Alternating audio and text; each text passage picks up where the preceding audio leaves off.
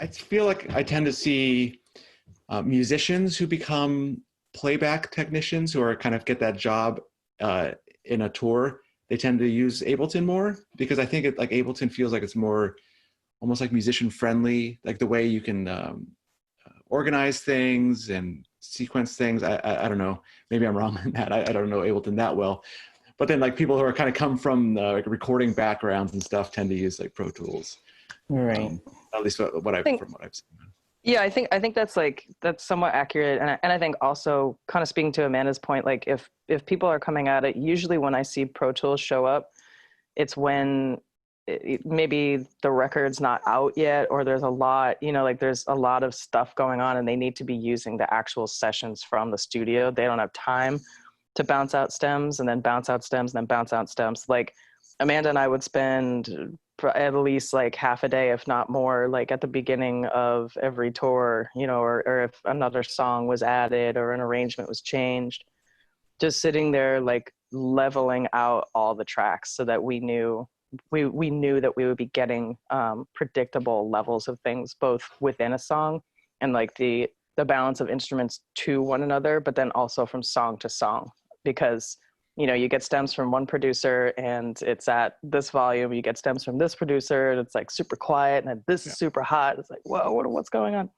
So we'd spend a lot of time doing that. So if you don't necessarily have that time, but that you've got your stuff mixed, like for whatever the record is, it's already in a Pro Tools session. I've seen people kind of like steer more towards Pro Tools that way because that it makes sense. Like if you're on a time crunch, you're just doing like a quick debut show somewhere. That makes sense. Like musicality, I do think is a big thing in playback, because especially like if it's the situation where, you're the operator, that's why it made sense to me for an MD to be controlling it, because they kind of know the flow of the show and how to read, the cues from other musicians, and then to be able to take what's happening and then translate it, over some talkbacks and stuff like that if they wanted to do something a little bit different. Like, yeah, Ableton's definitely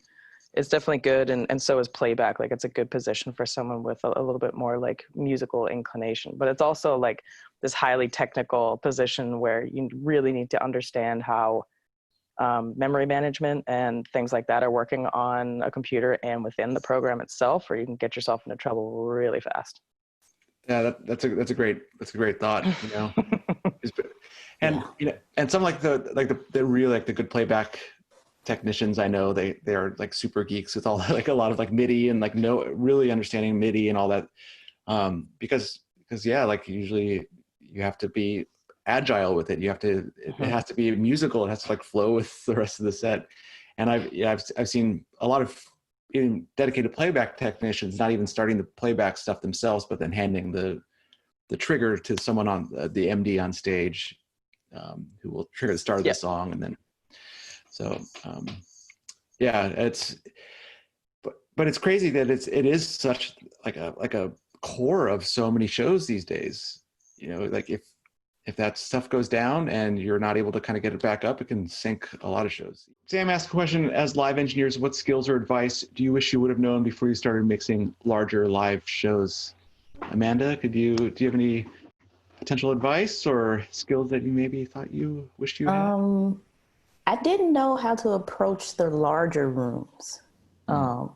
With Janelle, she does everything from the corporate 100 cap to state arenas. And it just was like, I don't know. At first, I didn't know how to make the transition. But I found myself just going back to the fundamentals of signal flow. Gain structure matters. And I went to SAE. I went to school, and that curriculum was studio-based. I thought I was going to be a studio engineer. So a lot of this stuff, I just jumped in and learned on the job. And my resolve came to gain structure. Like, that is the most important thing that I don't think a lot of people put emphasis on. They're always asking about what plugins are you using, all this stuff. You need to have good game structure. That is what I wish someone would have told me before, like just going there and mix, or, you know, choosing your console, whatever. That's important too. But pay attention to your game structure. Two, just like dealing with the stress of it all. Like the it's you kind of have someone's career in the palm of your hands, and you just have to be considerate of that, and know that it's not about you. You know, you can be creative and all this stuff, but you are presenting the live version of that artist's record. That's it. Do what you need to do to get the live version of that record to the audience. What else? Yeah, like mic placement and mic choices. They don't translate. Everything doesn't translate from studio to live either. Like I started off in a church, and I was so excited to use the AKG 414 on my piano. Does not work.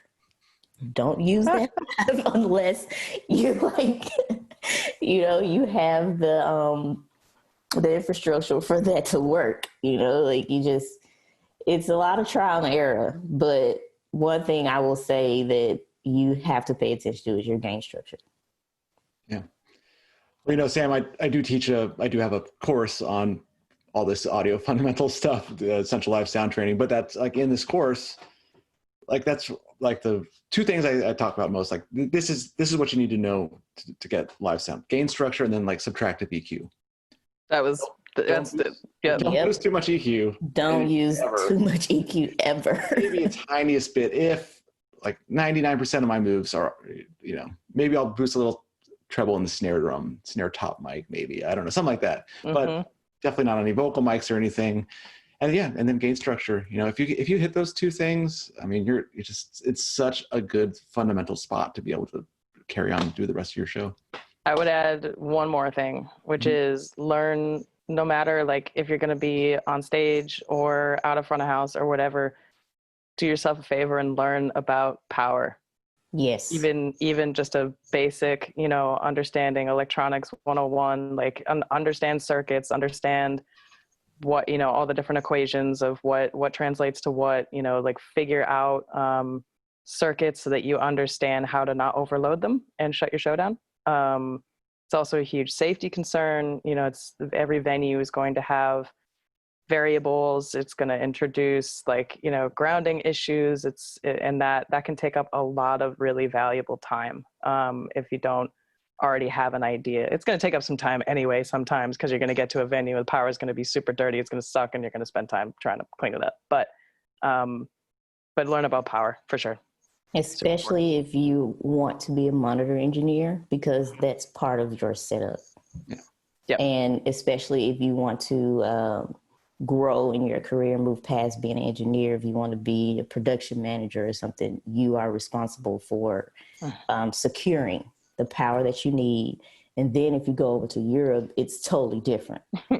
So you just have to be knowledgeable, and or hire someone like Jess. I get to a point where I don't know, like, oh, Jess will take care of it. I've been there before, man. It was like, oh man, I'm glad I don't have to deal with that today. Right. Yeah, there's been some days. The Production Academy, we will have a show power, entertainment power course at some point in the Awesome. hopefully near future. Stay tuned for more.